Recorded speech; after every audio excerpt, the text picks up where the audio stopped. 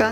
अजिबात नाही. मध्ये कोणीतरी असल्याशिवाय लग्न संबंध जुडत नाही. सक्का मामान पोर जरी कोणी मधमा पडाशिवाय भेटत नाही. ते देव भेटायला कोणतरी मधमा पडायला पाहिजे का नको? हाय असं सोपं सांगत त्यातले लगेच पटीचा असते. आणि मन तत्वच तसं मला सोपं करी सांगा ना आवडत.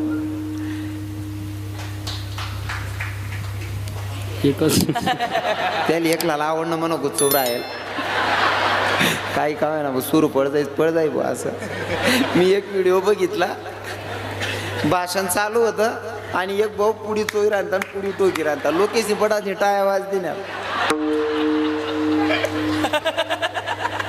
सध्या तसंच चालू आहे. पिचेसी यावर आगे तर काही बरं चांगले वातावरण चांगले बा. सर्व लोक अशी खेळीची राहणार मस्त वाट राहणार. मला मन बिच्छित लागे हो. नाही काय रास माहितीये का, असं कोरत राहो का शेंगा सापडायला पाहिजे म्हणजे सरा करायला चित लागस. असं हसत खेळत लोक राहणार का मन गैरचित लागस. बरं दादा असेल सरपंच साहेब मन गैरचित लागस. त्यांना कारण असं असं लोके राहणार का चित असं लागस बुवा आपलं सांगेल असले पटी राही ना बुवा मग आपण काहीतरी सांगू असं वाटत. नाही तर काही काही ठिकाणी लोके आपण कीर्तन महा साडो का त्या असा दखतो. ओ हास रे ओ आप्पा हास रे ओ मना काकार तू उपडी जाशी रे कीर्तन मा हासो. खरं तर कोरोनामा गणत लोक घ्यात बिचारा. आपल्या आई ना वाढीव आयुष्य भेटेल शे हाशी खेळीशीन जगिल्या. मला एक व्हिडिओ चांगला व्हायरल होय ना. काय नाही हो दुःख दरीशीन काहीच भेटत नाही. दुःख मग काय बस मला सांगा. जर समजा एखादा ना गरीब ना पोऱ्यानं लगीन जमी गे. गरीब ना पोऱ्यानं लगीन जमी गे जाईन ब्यान मग नाची लेव आपलं आपलं बरोबर आहे का नाही. बाकी ना वट्टावर बुडी बुडी वत्ती नाही वय कस काय उपाडी रे याने तू ना 35 ना नाही रे 40 ना वय जाय तरी वाव नाही तू दानच चांगली नाही. दुसरा ना आनंद मा आनंद माना महाराज यानापेक्षा मोठं हो जगाना आनंदच नाही. हा दुसरा ना आनंद मा आनंदित राहो. बाकी नसले किडापाडानी सवय राह. मस्त वातावरण आहे का खेळतं वातावरण शेपटाचं ना अशी खेळी राहणार मन चित लाग राह ना. आणि तुमले सांगच बरं का हसत राहो माणूसने. आमना बाबा ये मन बाबा आहेत ना पुरा कीर्तन मग 2 तास असतच त्या निमज झोप आणि टाइमला सुद्धा अशी पडते म्हणशील मी त्याचले हास मन आमना दोन्ही सेम जेव्हा मी बी हाशी राहत बरं का. मनकडे जर कोण देखा ना माल सवय मनकडे देखा का मी लगेच आपल्या हसल्यानं जर कोणाचा दिवस चांगला जात असेल तर का ना पाहिजे हसायला पाहिजे ना दादाश्री बरोबर आहे की नाही. कोणी देख का आपण असणं का त्या माणूसले बी समाधान वाढ. हो रे एवढा मोठा महाराज बाई बोलता मन मग काय बिचारा लगेच देखतात आज ना बोल त्यासले बी समाधान त्यासना बी दिन चांगला जा. फक्त असा ना अर्थ वेगळा नको निघाले. हसत राहू माणूसने.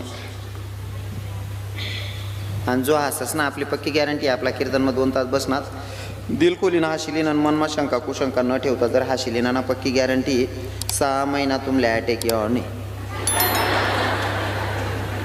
बाकी ना म्हणतच होती मग 6 महिन्यानंतर काय करा ना आको 50 दी टाका ना मरणं नाही म्हणल्यावर हा सुरू ठेवा ना दादासाहेब. खऱ्या संतांची गाठभेट झाल्याच्या नंतर भगवंताची प्राप्ती होते. मग खरे संत कोण ज्ञानोबा तुकोबा परंपरा चालत आलेली आहे. पण ज्यांच्यासाठी आज मी आलोय त्या संतांचं 2-5 मिनिटासाठी चरित्र सांगतो कशा संतांना शरण गेलं पाहिजे. लक्षपूर्वक ऐका. किती मोठा अधिकार आहे. मी स्तुती करेल माझी काय लायकी मी त्यांच्या पायाची धुरही बनू शकत नाही. पण महाराज नामदेवरायासारख्या महात्म्यानं सुद्धा त्यांची स्तुती केली आहे. थोडक्यात सांगेल लक्षपूर्वक ऐका. भानुदास महाराजांचं कीर्तन चालू आहे. भानुदास महाराजांचं कीर्तन चालू आहे आणि चालू कीर्तनामध्ये भानुदास महाराज सांगत होते भैया पंढरीश पांडुरंग परमात्मा असा दाता ज्याला हात नाही त्याला हात देतो, ज्याला पाय नाही त्याला पाय देतो, ज्याला डोळे नाही त्याला डोळे देतो. फक्त तुम्ही वारीला जा आणि त्याच्याकडनं मागणी मागा नक्कीच द्यायला तयार असतो महाराज. भानुदास महाराजांच्या कीर्तनातून ऐकणारा व्यक्ती होता ज्याला हातही नाही आणि पायही नाही अशी व्यक्ती कीर्तन ऐकत होती. त्या व्यक्तीचं नाव होतं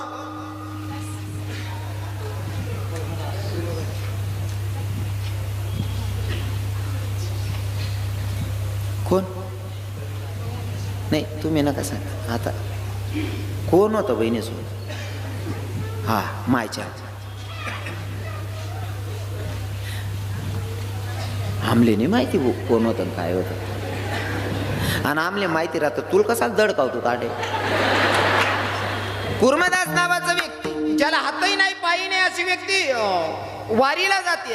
भानुदास महाराजांचं कीर्तन ऐकून जर का पंढरीश पांडुरंग परमात्मा असा दाता, ज्याला हात नाही त्याला हात देतो, ज्याला पाय नाही त्याला पाय देतो, ज्याला डोळे नाही त्याला डोळे देतो असा दाता आहे म्हणले, एकदा त्याच्याकडे गेलं पाहिजे. कुर्मदासाला हातही नाही पायही नाही, लोटांगण घालत घालत वारीला चाललेत. आणि वारीला जात असताना अरण भेंडीच्या जवळ काट्याच्या कुरपड्यामध्ये अडकलेत. काट्याच्या कुरपड्यामध्ये अडकल्याच्या नंतर आता चालता येत नाही, उठता येत नाही, करावं काय प्रश्नचिन्ह. एवढे अशक्त झाले त्यांच्याकडनं चालता येत नाही. पर दादा वारीतले लोक जात होते आणि वारीतल्या लोकांचं भजन चाललेलं होतं. काय ज्ञानोबा तुकाराम ज्ञानोबा माऊली तुकाराम ज्ञानोबा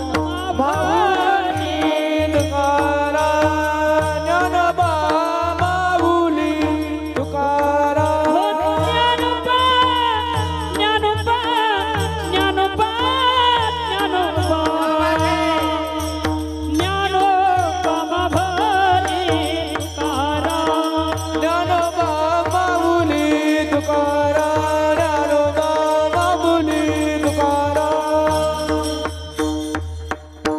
माऊलींचा तो नामगजर ऐकल्याच्या नंतर भगवंताचं साधू संतांचं नामचिंतन कानी पडलं. कुणीतरी वारकरी जात आहेत म्हणून आवाज दिला, वारकरी बाबा वा ऐका ना. वारकरी बाबांना फिरून बघितलं पण नेमकं असं होतं की कुर्मदास काट्याच्या कुरपड्यामध्ये अडकलेला कोणाला दिसलाच नाही. चालायला लागले. पुन्हा आवाज दिला, वारकरी बाबा बघा ना. एकदम मागे फिरून बघा तर खरी. एका वारकऱ्याचं लक्ष गेलं, काट्याच्या कुरपड्यामध्ये कोणीतरी अडकलेलं आहे. जवळ आले, बघितलं, म्हणले दादा आपण कोण? म्हणले मी कुर्मदास. ओ तुम्हाला हात नाही पाय नाही इथपर्यंत आले कसे? म्हणले काय नाही, भानुदास महाराजांचं कीर्तन ऐकलं आणि भानुदास महाराज कीर्तनातून सांगत होते पंढरीश पांडुरंग परमात्मा असा दाता आहे, ज्याला हात नाही त्याला हात देतो, ज्याला पाय नाही त्याला पाय देतो, ज्याला डोळे नाही त्याला डोळे देतो. मागितल्याच्या नंतर सगळी इच्छा पूर्ण करतो. त्या पांडुरंगाच्या दर्शनासाठी निघालो वारकरी बाबा. पर काय करू, हातही नाही पायही नाही, जोपर्यंत ताकद होती तोपर्यंत लोटांगण घातलं. आता मला चालणं शक्य होत नाही. वारकरी बाबा तुम्ही जाताय ना, तुम्ही जाताय ना, जगाच्या मालकाला माझा एक निरोप सांगा. तुझा भक्त तुझ्या दर्शनासाठी येत होता, त्याला येणं शक्य होत नाही, तो कुठंतरी थकला, आता त्याच्याकडनं तुझ्यापर्यंत येता येत नाही. देवा शक्य झालं तर तूच जा ना त्याला भेटायला. माझ्या जगाच्या मालकाला वारकरी बाबानं संदेश दिला, देवा तुमचा भक्त तुमच्यासाठी येत होता दर्शनाला, पण येणं शक्य होत नाही. म्हणले एक करा ना, तुमच्या भक्तानं तिथंच बोलवलंय तुम्हाला. महाराज माझ्या विटेवरच्या मालकानं विटेवरनं उडी मारली, विटेवरनं उडी मारली आणि कुर्मदासाच्या भेटीला निघालाय माझा जगाचा मालक पंढरीश पांडुरंग परमात्मा. कुर्मदासांच्या भेटीसाठी निघाला. आता निघाले तर खरी भगवंत, पर भगवंताच्या सोबत दोन लोक आलेले, माऊली ज्ञानोबाराय आणि नामदेवराय. दोघं संत सोबत होते. दोघं संत सोबत होते. कुर्मदासांच्या जवळ पोहोचले. कुर्मदासांना सांगितलं, अरे हातही नाही पायही नाही तरी तुम्ही वारीला निघालात? म्हणे हो. हातही नाही पायही नाही तरी तुम्ही माझ्या दर्शनाला निघालात? म्हणले हो देवा. अरे कशासाठी? म्हणले मी भानुदास बाबांचं कीर्तन ऐकलं. भानुदास बाबा सांगत होते पंढरीश पांडुरंग परमात्मा असा दाता, ज्याला हात नाही त्याला हात देतो, ज्याला पाय नाही त्याला पाय देतो, ज्याला डोळे नाही त्याला डोळे देतो. म्हणले देवा मी ऐकलं आणि तुमच्या भेटीसाठी निघालो होतो. बोलू नका ना, आवाज नाहीये. येतोय ना आवाज? येतोय ना आवाज? येतोय ना मागे? मग येई ना त्या काहीतरी होईना, येत ते बोरला येणार ना कोणतरी.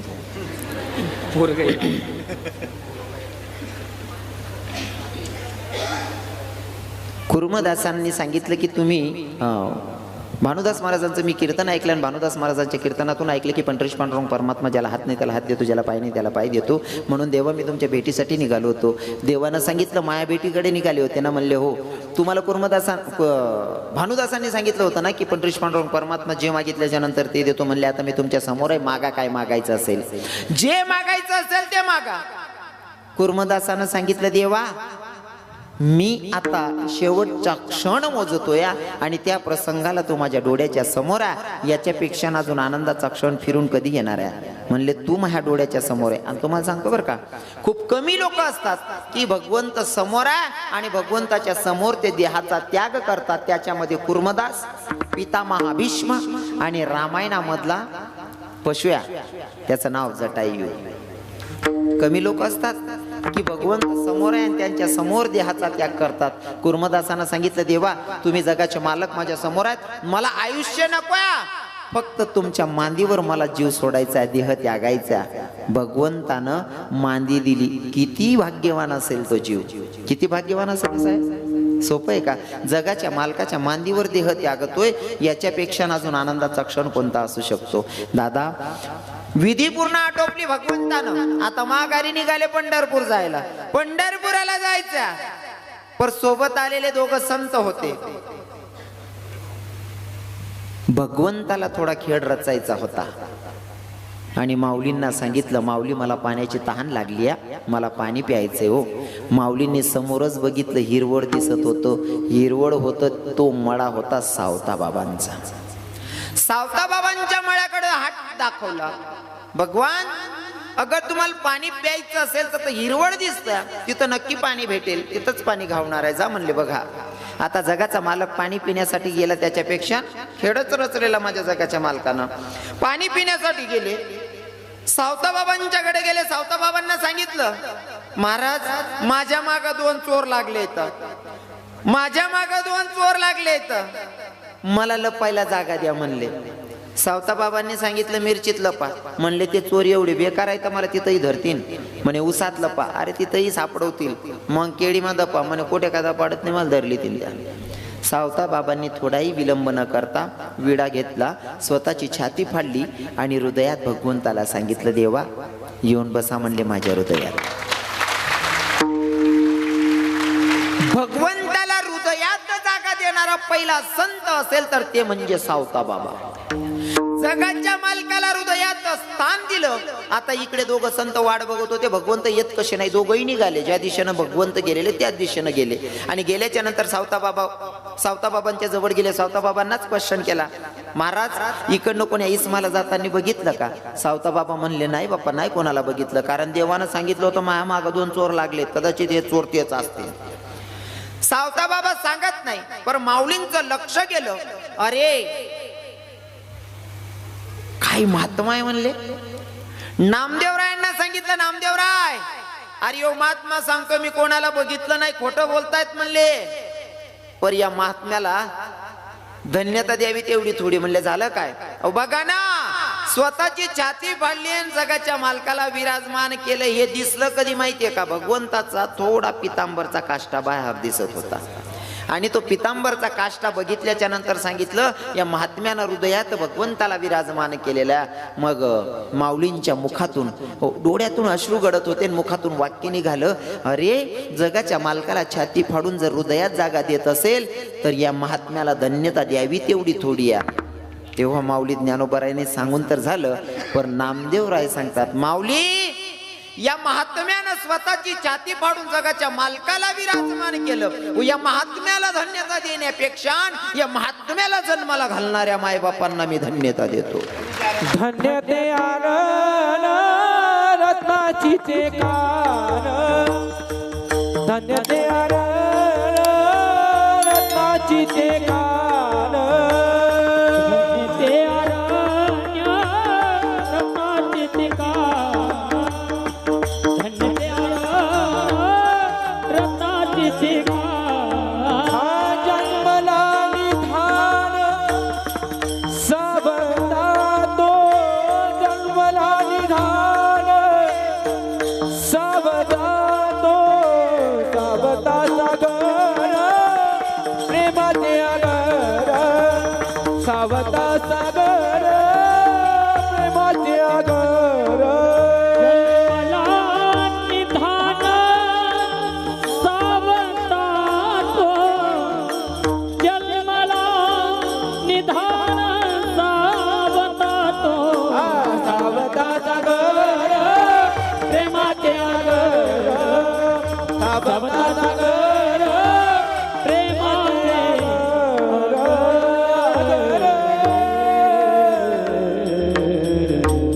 सावताबाबांनी कुठंच गेले नाही, घरी बसल्या भगवंताला बोलवून घेतलं. भक्ती करायची ताकद असली का, जशी भक्ती ना तसा भगवंत आपल्याला भेटतो बरं. हा, काही लोक सहज नामचिंतन करतात. एक लहानपणी तुम्हाला आठवत असेल महाराजजी, आपल्या आर्वीमध्ये एक आजीमाई होत्या, त्यांना चालताच येत नव्हतं, पण पंढरपूर फिरून आल्या होत्या. ज्यांना बाथरूमला सुद्धा 2 लोक घेऊन जात होते, ती व्यक्ती घरातल्या घरात बाथरूमला सुद्धा जाऊ शकत नव्हती बरं का. ती व्यक्ती स्वतःच्या पायानं चालून पंढरपुराला जाते, तिकडनं येते. हा आर्वीलाच, तुमच्याच तालुक्यात आर्वी. हा मतलब इथून जवळच ना तुम्हाला. हा, ही सत्य घटना आहे. तसं सावताबाबांना सुद्धा, सावताबाबांना कुठे जायची गरज पडली नाही, जगाच्या मालकांनाच भेट दिली. पण सांगू का, जे काम आहे ना ते जर तुम्ही आपलं, तिथंच भगवंत आहे. जे आपण करतोय ना त्याच्यातच भगवंत आहे.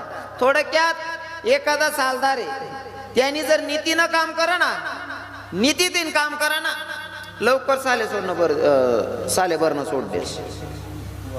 मन बोलणं समजी नाही ना, कारण जुना लोकेशनी म्हण आहे, नीती तटे बरकत. बरोबर आहे की नाही? हो. म्हणून सांगतो, सावताबाबा कुठं गेले नाही, भगवंत सावताबाबांना भेटायला आले. भक्ती तशी होते, कारण सावताबाबा जे काम करत होते ना त्या कामातच भगवंताला शोधत होते. कांदा मुळा भाजी, कांदा मुळा भाजी, हो कांदा मुळा भाजी, कांदा मुळा भाजी, अवघी मिठाई माझी, अवघी मिठाई माझी, अवघी मिठाई माझी, अवघी मिठाई. लसूण मिरची कोथिंबीर अवघा झाला माझा, आऊस गाजर रताळू, अवघा झाला गोपाळ, मोठा झाला बिगिर दोरी, अवघी व्यापिली पंढरी, सावता मने केला मळा, विठ्ठल पायी देखिला डोळा. कांदा मुळा भाजी, कांदा मुळा भाजी, अवघा भाजी, कांदा मुळा भाजी, अवघी मिठाई भाजी, अवघी मिठाई भाजी, अवघी मिठाई भाजी, अवघी मिठाई भाजी. अशा संतांना शरण जायला तो संत सांगतात. तिला पांढरे शुभ्रा पाण्यात उभे राहतात. उभा राहायची पद्धत पण तशी. कसे? एका पायावर उभे राहतात. सरपंच साहेब कसे उभे राहतात? एका पायावर उभे राहतात. दिसायला पांढरे शुभ्रा, एका पायावर उभा.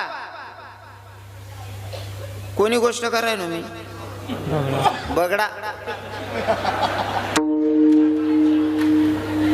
नाही, मग आम्ही बी शेत पांढरा शुभ्रा असं थोडी. मला जे सांग नाही ते ऐकशात तवय समजेन तुम्ही. जो माणूस आठ इथला चांगला कामे करा ना, तो माणूसले काय अधिकार आहे मला तसं बोला ना? अजिबात नाही, अजिबात नाही. असं नाही. मला जे रिअल मांडायचंय ते ऐका. तुम्ही जरा भाव चेंज करा. मला जे सांगायचे ते भाव चेंज करा, ऐकायचे. दिसायला जर पांढरा शुभ्र असेल तर तो चुकीचाच असेल असंही नाही, आणि तो चांगलाच असेल असंही नाही, हे पटवतोय मी. मग पांढरा शुभ्र मी स्वतः आहे, मग मलाही चुकीचं ठरवा. काही दिसायला असतात पण आतून नसतात. बगडा दिसायला पांढरा शुभ्रा, उभा राहताना सुद्धा एका पायावर उभा राहतो. त्या मछली असते का, ते कीटक असतात ना पाण्यातले, त्यांना असं वाटतं की भैया एका पायावर उभा म्हणजे नक्कीच हरिद्वारचा साधू असला पाहिजे. दिसायला पांढरा शुभ्र एका पायावर आहे, ते कीटकांना वाटतं एका पायावर उभा आहे म्हणजे नक्की तपस्वी साधू. साधू कधी कोणाची नुकसान करत नाही हा विश्वास ठेवून ते कीटक त्याच्या आजूबाजू फिरतात.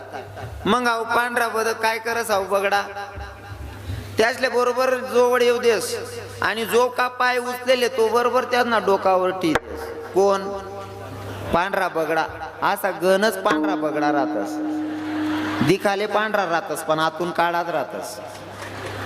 साधू कोणाला म्हणावं? साधू कोणाला म्हणावं? आम्ही पांढरे कपडे घातले म्हणून आम्ही साधू झालो का? अजिबात नाही, अजिबात नाही. साधू कोणाला म्हणावं? काही काही ना आमचे संतांचे प्रमाण आहे. हे ऐसे कैसे झाले हो